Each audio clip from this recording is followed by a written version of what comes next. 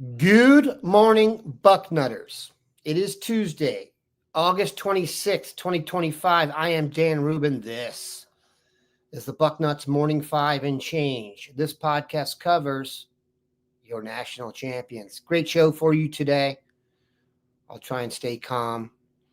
Whenever I lose it on the show, half you love it, half you try to run me out of town, but I'm the straight man today. Got my guys coming up, Bill Kurelic, Mark Porter, the Dean, the Grand Poobah. Going to be very simple show. First half, guest list.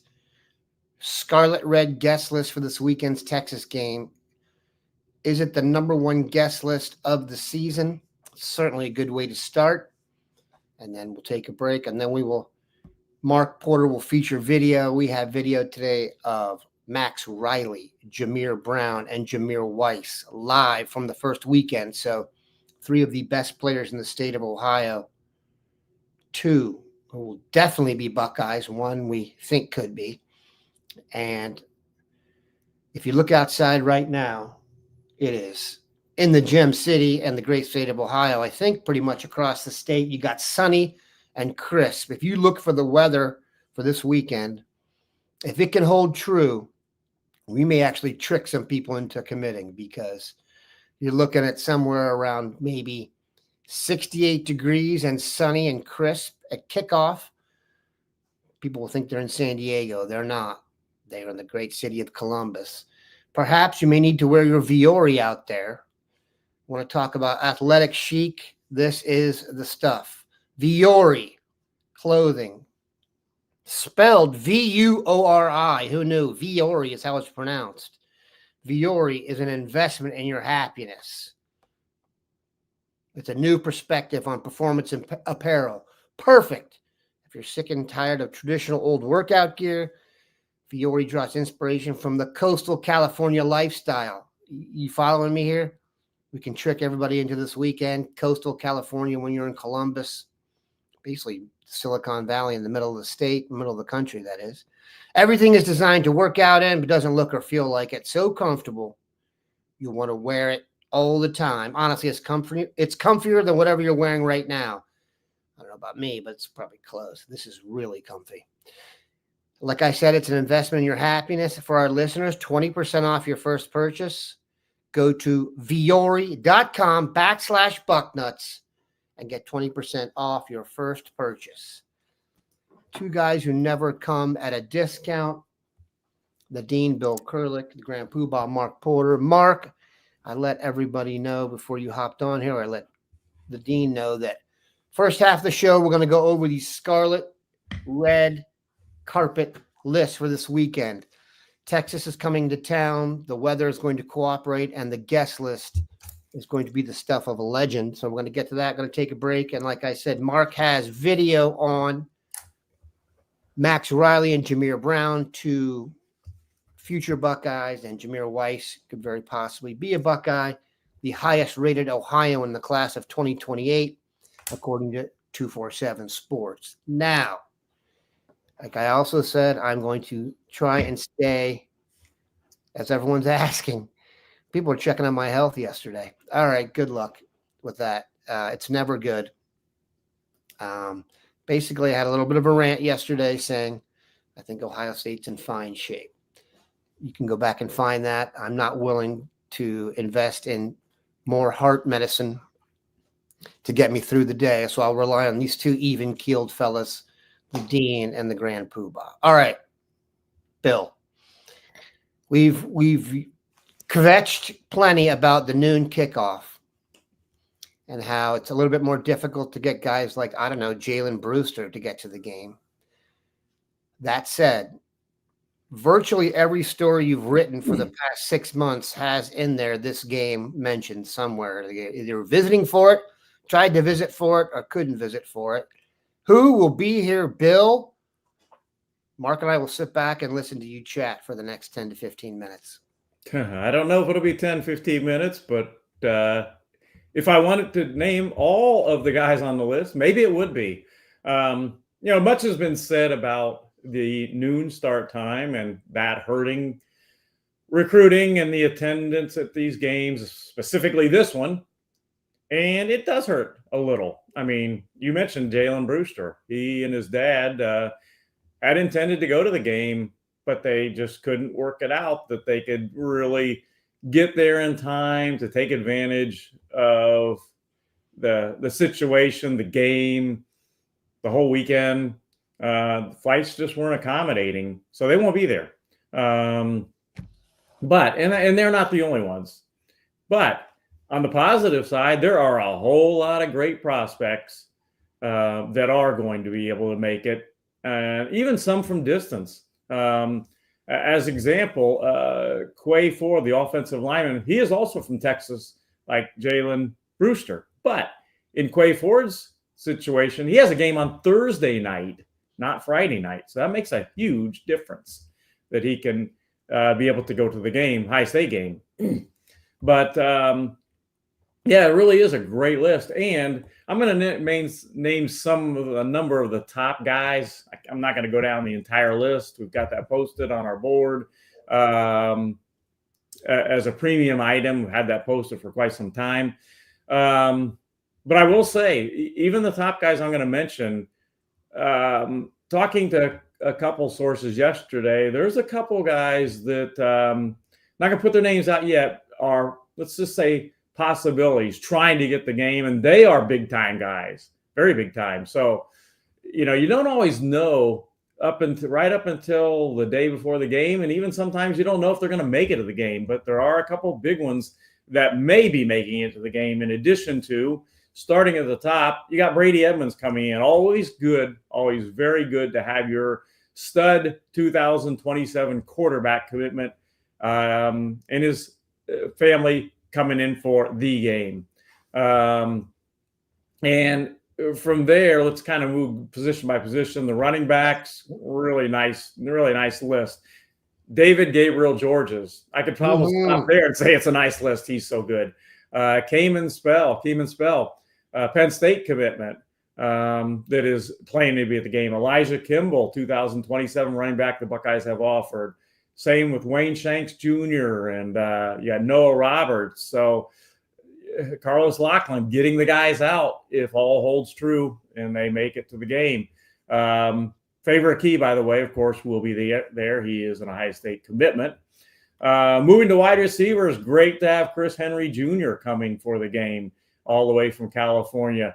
Jerquaden Guilford, Jameer Brown, all committed to Ohio State, all planning to be at the game. Monshun Sales from Indiana, arguably one of the top 2 or 3 wide receivers in the country planning to be at the game.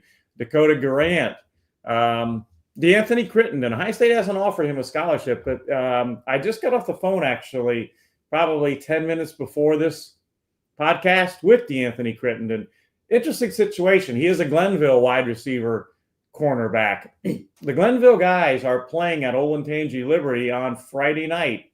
Olentangy Liberty, of course, is almost right in my backyard. I will be at that game. Last year, Glenville played there. This year, they're playing at Liberty. And last year was a heck of a game, by the way.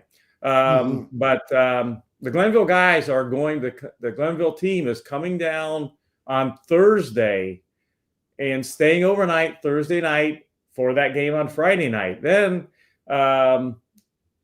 Ted Ginn, senior, Jameer Perez, of course, is a commitment to Ohio State. Sincere Johnson, a commitment to Ohio State, and DeAnthony Crittenden. Those guys, the Glenville guys, they're staying overnight on Friday night as well, so they can go to the Ohio State game on Saturday. So that is a good thing, certainly.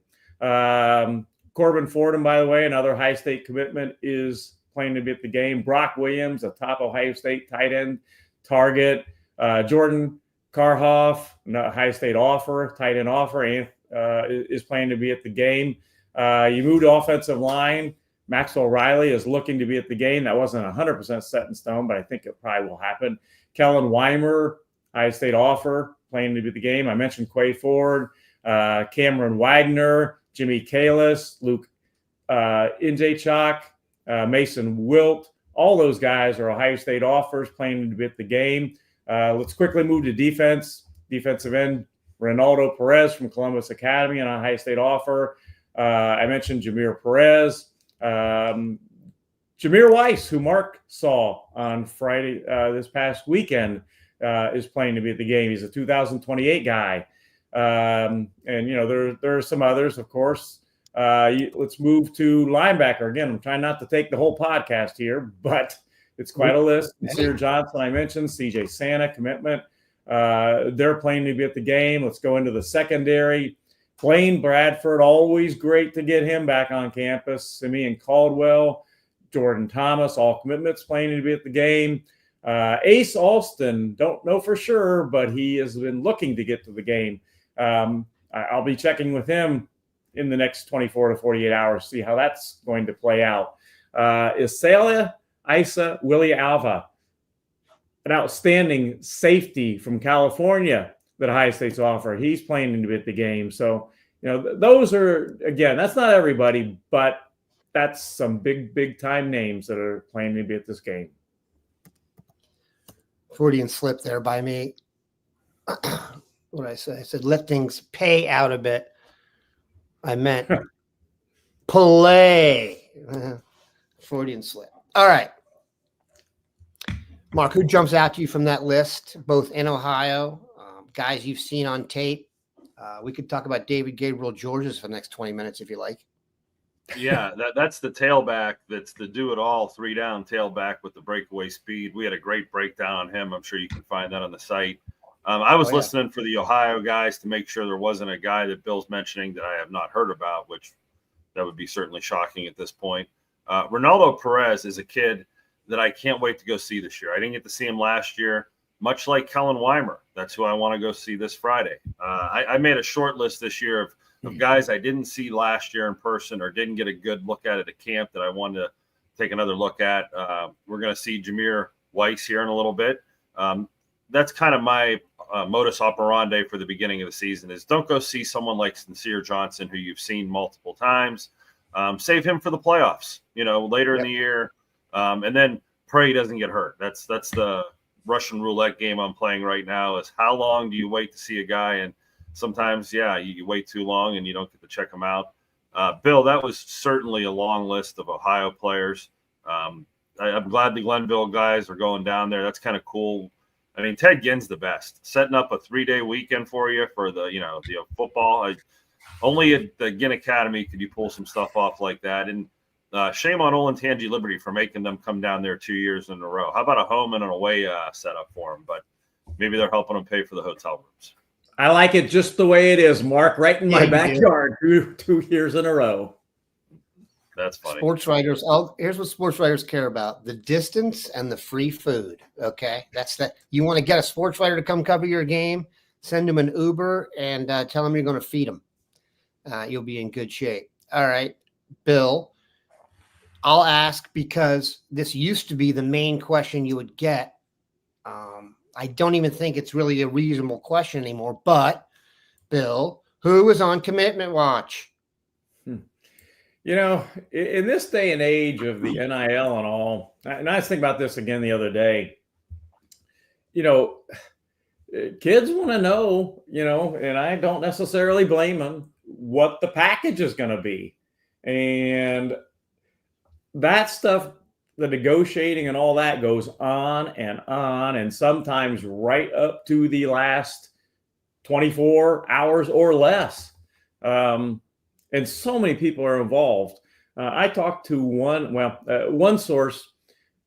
Ohio State had a really, really good player that was coming in for a visit, and they were going to bring multiple lawyers with them for the NIL. I'm talking multiple lawyers for the NIL part of the situation. It's kind of, it's a lot different than when Mark and I started.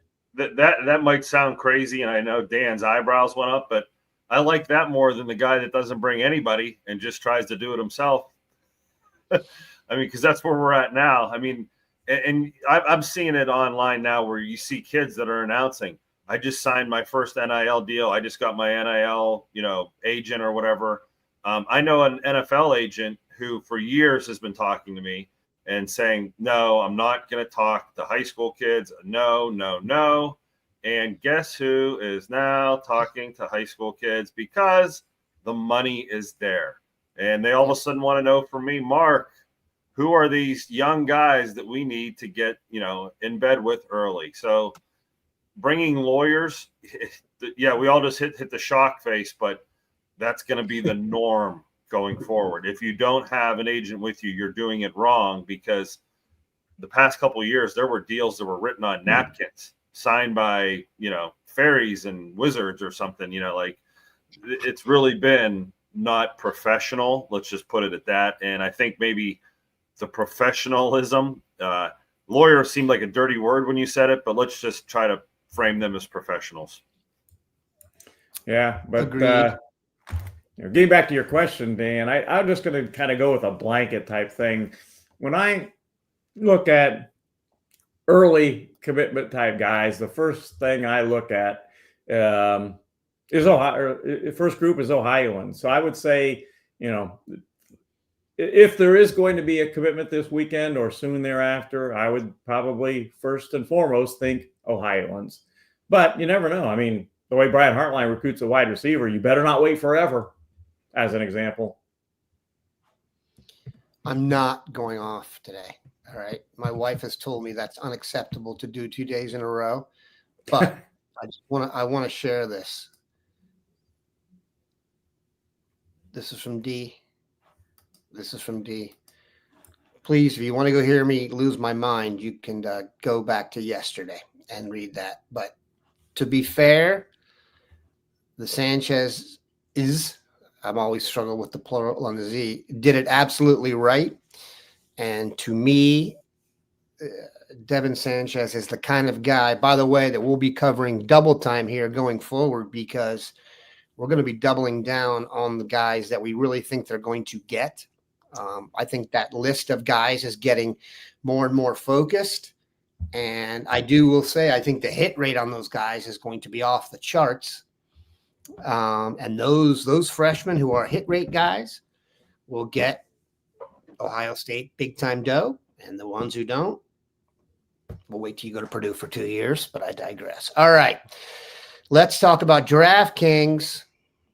College football's back. Think you know the game. Time to put your knowledge to the test with DraftKings Sportsbook and turn your picks into big payouts. Live betting, rivalry week odds boosts, and more. DraftKings Sportsbook has everything you need to own every Saturday. For those of you who like to dabble, last time I looked, Ohio State is a 1.5 point favorite. It's eventually, they're basically saying it's a pick 'em. Usually you get what? Depending on the pros, it's 3 points for home field advantage. I say it's about 2 for college. So they're basically telling you it's a pick 'em. Download the DraftKings Sportsbook app and use code Bucknuts. That's code Bucknuts for new customers to get $300 in bonus bets instantly when you bet just $5. I can't even do the math on that. There's a 6 in there somewhere. It could be 60%, 600%. I don't really know, but it's a lot. In partnership with DraftKings Sportsbook, the crown is yours. Okay. Make sure you get there, people. DraftKings.com. All right. Now, we had these guys out on the road this past weekend, starting on Thursday night with Ignatius and Avon. And then we, if those of you saw the Haddad catch, Mark is on his game as a photographer to start the season. If you look at the slide for this show, it's Jameer Whyce. If you're going to be chatting with Mark live at 10 a.m., every Tuesday at 10 a.m., Mark is going to be chatting live on the site. If you want real depth on all this stuff, if you can't get enough Porter in your life like the rest of us, you can see there's a Jameer Brown live picture on the front right now. Go click on that, and you can ask all the questions you want. That will go be live every Tuesday. So, Mark, you can tease the people with what you'll be showing them here. Talk about who you saw, why you saw them, who's up, etc. Yeah, let's talk a little bit. I think Bill and I need to preface our weekly journeys with 10, 20 years ago, there wasn't a podcast. Even a couple of years ago, there may not have been a podcast. So we could go out on the road and be excited or disappointment and not have to bring, 4,000 or 5,000 people a day who watch this podcast along with us. now that we are bringing a community with us every weekend of these games, we have to give you fair warning. It doesn't always go as planned. Bill has a sob story he's going to tell about his weekend. And sometimes when you go on the road, we talk about it a lot when we cover corners. They don't always produce highlights. It's a boring night. We come back with film that's not very good, or I was standing somewhere and a ref blocked me out and I missed a great catch. Or like this week, you're walking from the car to the stadium and Jameer Brown goes 99 for a touchdown and you are not there to witness it. You can just hear it over the loudspeakers. So there's a lot of trials and tribulations, and we did have a great night, weekend of film, so I'm not going to depress you with what I'm about to show you. Dan mentioned Thursday night, Avon Lake and St. Ignatius, and I don't have film of that, but he mentioned Trey Haddad and his catch. Trey was offered by Texas A&M this weekend after that game. He's the brother of Cody Haddad. Okay, so if Texas A&M's already after him, you can guarantee we probably need to know about him, but he's a great-looking receiver out of St. Ignatius. There were some other great prospects on the field, Jacob Witherspoon, but we're going to move on. Okay. So Friday night, you head out on the road. Maxwell Riley is going to be the first player we take a look at. The first thing you notice about Maxwell is he's immediately bigger, stronger, and in better shape. I mean, he just flattened that kid, engulfed him. Everything we're going to see is a pancake. We're only going to look at 5 or 6 plays because we're doing 3 prospects here, but everything you would expect from him is here. We even have a bonus clip of his younger brother, Harry O'Reilly, that's playing right next to him on the line. I think this last clip is him at guard. So there you go, Harry. Very fun to play next to your brother. Now, Jameer Whyce. Wow, is he long. He definitely is growing to be a tall kid. As you see him running off the field here, his brother's behind him there, and he's at least 3 inches taller than his brother. He's going to be a 6'5" guy. He was featured as an offensive lineman in this game. That's where he started and never came off the field. On defensive line, he went out there, but this is the season of cramps and players who get a lot of reps. So they had a rotation on that defensive line. He did play defensive tackle. He did play defensive end. Boy, for a young kid, it's going to be fun to go back and watch him time after time and see the growth. He kicked steps versus DBs that were rushing him. This is actually a clip of him on defense. So you can see the speed. He ran down a quarterback that was trying to break contain. You see him there root out a defensive tackle. A lot to like about the number 1 player in Ohio, according to 24/7 Sports. And speaking of number 1, Jameer Brown, the fastest player in the state of Ohio. Got a couple catches of him catching a ball in traffic here. You know, he has to do dirty work. It can't all be fades and fly patterns for touchdowns and kickoff returns for touchdowns. The comebacks, he's getting a lot of coverage where people are backed off. He should make a living on comebacks and hitches this year. Wildcat quarterback. Nice little wrinkle to his game. He is so fast. It like immediately makes the defense recognize him. Here's the kickoff return that I did see. This isn't the touchdown, but he already scored the touchdown, and they still kicked it to him, which makes me wonder about what's going on there. And then if you went to his Twitter feed, here is the big kickoff return for the touchdown. So congrats to him. That was a great play there. But, Bill, I know you're going to have a story of woe as you get out on the road, and sometimes things – don't you like the new Bucknuts graphics we got going for the season? I mean, it's all happening right now. Yeah, Bill was out to see Favor Aki, and – for those of you that followed the site, Bill sent me a picture to edit for the story. And I thought, oh, here comes a great action shot. Or a guy sitting on a golf cart with his ankle, wrapped up. Bill, how many plays of Favor Aki did you get to see for all your trials and tribulations going over there? Well, exactly 1. Buckeye Valley gets the ball first, and I think it was 3 and out. They had to punt. I remember that. They might have got 1 first down. It was either 3 or out or got 1 first down. Favor did not play on defense. He has some in the past. So Delaware Hayes gets the ball, their first possession. In other words, Favor Aki's first play of his senior season. Takes a handoff, heads sweeping right, and a Buckeye Valley player hits him low and hits him in the ankle area. As he goes down, he twists his ankle and he's not getting up. And I'm thinking, please get up. Please get up. He didn't get up. Unfortunately, he had to be helped off the field, and he ended up not playing another play in that game because he had a high ankle sprain. I will say that I don't know that that's ever happened where I've seen exactly one play, the guy that I've gone to game to see, and that's it because he got injured. As my wife said, though, look at the bright side. Delaware Hayes is probably a 15 or 20-minute drive from my house. It would have been even worse if I was in Steubenville, Cincinnati, or Cleveland, or Youngstown, or somewhere, and that happened. And I saw one play and ended up driving home. So there's always a positive, I guess you could say. But the good news is, Favor, it's a high ankle sprain. He had X-rays, and they came back negative, so not season-ending or anything like that. So that was the good news. And, there's been a lot of angst about Ohio State missing out on guys. They're not getting it, as I've heard and read on our board. They can't get any really top-notch players. Certainly, it's been disappointing that they've missed out on some of these guys, Dan. But the thought about Ohio State not getting top-notch players except at wide receiver, well, I would say, what if there was a lot of angst that Ohio State was not going to get Max Riley? And you just saw his video that Mark showed you. And as Dan said, wow. There was a lot of angst that Ohio State was not going to get Max Riley, for instance. In fact, I know the one prediction a day before or 2 days before he committed to Ohio State was for him to go to Clemson. There was a lot of angst that Ohio State wasn't going to get Max Riley. There was a lot of angst that Ohio State wasn't going to get Sam Greer. Maybe he was going to go to Michigan. Had those two guys not committed early to Ohio State, taken their visits, and then announced their decisions in, say, late June or July, Ohio State fans would be ecstatic.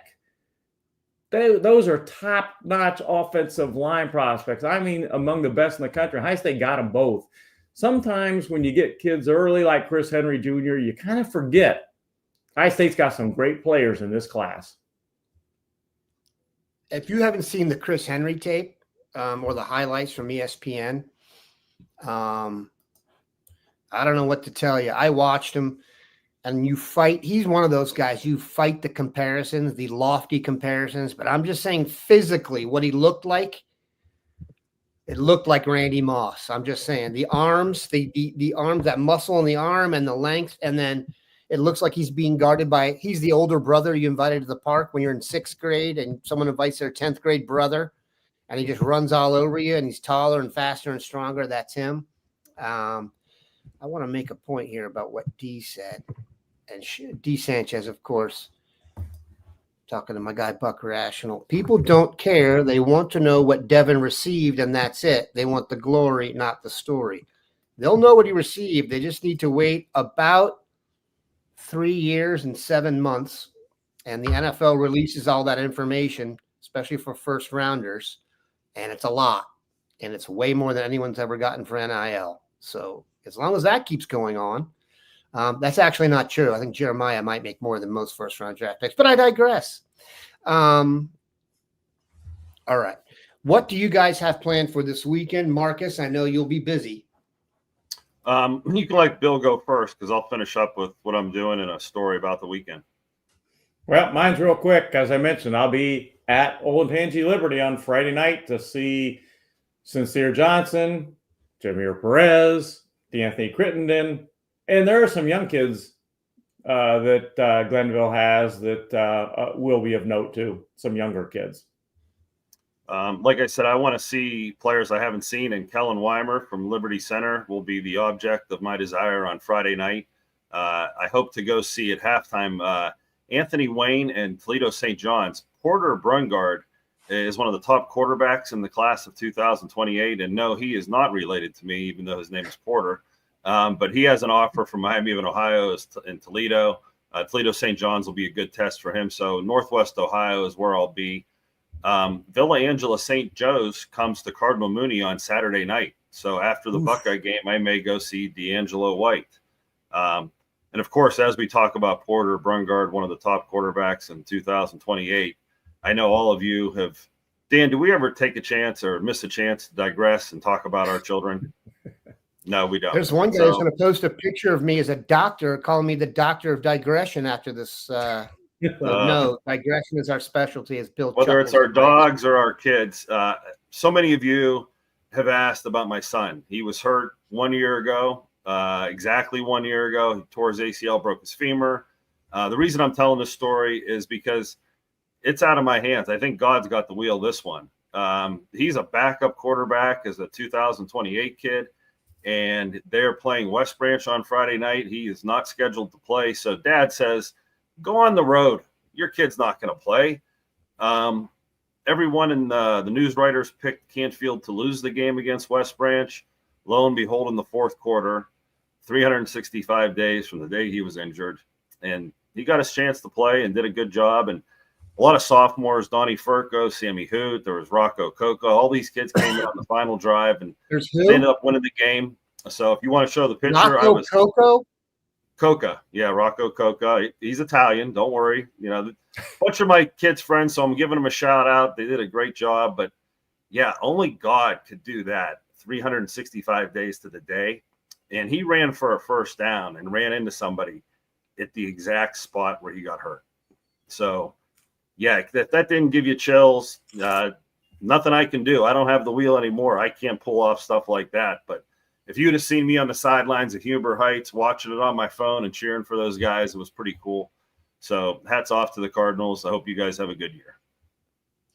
Absolutely nothing like watching your kids play sports. We've talked about this. Even Jerry Jones has said the greatest thing he's ever done is watch his kids play football. And he's seen other people play. So we appreciate these guys stopping by. Keep in mind, Mark is going to be chatting. It's now 9:34 a.m. Eastern time. At 10 a.m. Eastern time on the site, you need to be on there to talk in depth with Mark. We've got people on here who want to meet him. There's paparazzi out in front of his house. I don't even want to talk about the other stuff, but we digress. All right. Appreciate you guys stopping by. And like I said, Mark will be chatting here at 10 a.m. Eastern. You need to be in there. You need to be on the site, and you need to be getting all the juice. And then we will be back on Thursday here. We'll have more stuff from the weekend. I think we'll be able to take a look at some guys from Moeller who Mark may have seen when he was in Southwest Ohio. And who knows what will happen with the guest list between now and then for the red carpet. The dean will have the latest and greatest. All right, you guys. Have a good one. Neuters of Book.